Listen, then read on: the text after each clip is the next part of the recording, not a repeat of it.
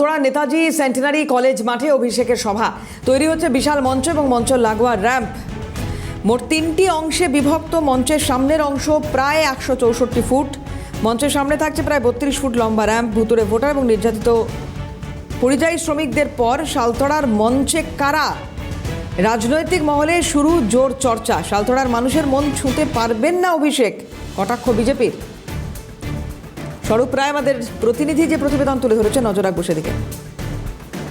ফলে অভিষেক বন্দ্যোপাধ্যায়ের সভা রয়েছে বাঁকুড়া শালতোড়ার যে কলেজ মাঠ রয়েছে সেখানে, কারণ সেই সভাতে যে র্যাম্প তৈরি করা হয়েছে 164 ফুটের যে বসার আসন এবং তার সঙ্গে 36 ফুটের র্যাম্প তৈরি করা হয়েছে।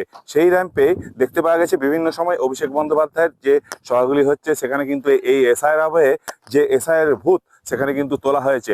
সেক্ষেত্রেও বাঁকুড়া জেলার ক্ষেত্রেও কিন্তু সেখানে নতুন চমক থাকবে এমনটাও কিন্তু দাবি করছে তৃণমূলের তরফ থেকে। কারণ এই জনসভার একটা তাৎপর্য রয়েছে, কারণ এই যে শালতোড়ায় যে সভা সেই সভাতে থেকে উঠে আসবে, কারণ বিগত 2021 নির্বাচন, সেই নির্বাচনে কিন্তু এখানে তৃণমূলের হার হয়েছিল, এখানে বিজেপি প্রার্থী তিনি কিন্তু জয়ী হয়েছিলেন।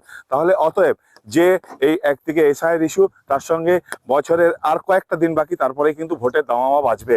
সেই দামামাতেই কিন্তু সেই ইস্যুকেও কিন্তু সামনে রেখে কিন্তু এখানে তিনি বেশ কিছু রাজনৈতিক বক্তব্য রাখবেন। কারণ এই শালতোড়া মানে একটা পাথর শিল্প, সেই পাথর শিল্প দীর্ঘদিন বন্ধ থাকলেও ধুকে ধুকে চলছে বেশ কয়েকটি ক্যাসার মেশিন। সেখানে কিন্তু কয়েক হাজার লোক পরিযায়ী এবং বিভিন্ন রাজ্যে গিয়ে তারা কিন্তু কাজ করছে। তাদের উদ্দেশ্যেও কি বার্তা দেন সেটাই কিন্তু দেখার বিষয়, এবং মানুষ কিন্তু তাকিয়ে রয়েছে এখান থেকে নতুন কিছু আশার আলো উঠে আসে কিনা। কারণ এই নির্বাচন 2026-এর যে নির্বাচন, তার আগে যে এই সভা সেই কারণেই কিন্তু একটা তাৎপর্য রয়েছে বলেই মনে করছে সাধারণ মানুষজনই।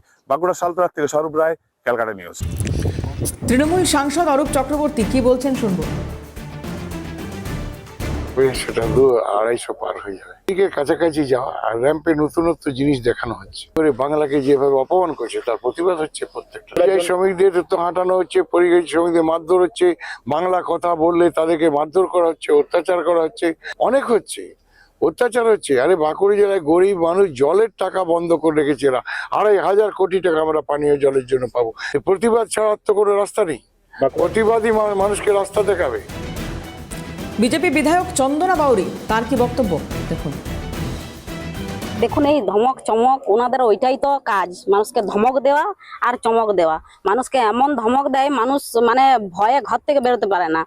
ভোটের সময়তে এমন থ্রেট দেওয়া হয়, এমন ভাবে, মানে এই যে ভোট আসছে আপনারা দেখতে পাবেন, অনেক কার্যকর্তা, বিজেপির অনেক কার্যকর্তাকে মানে বলবে যে এরা সন্ত্রাসী, এরা অমুক দেখ বলে মানে তাদেরকে একটা নোটিশ ধরিয়ে দেওয়া হয় ভোটের আগে। তো এই রকম ধমক দিয়ে বিজেপিকে আটকানো যায়নি।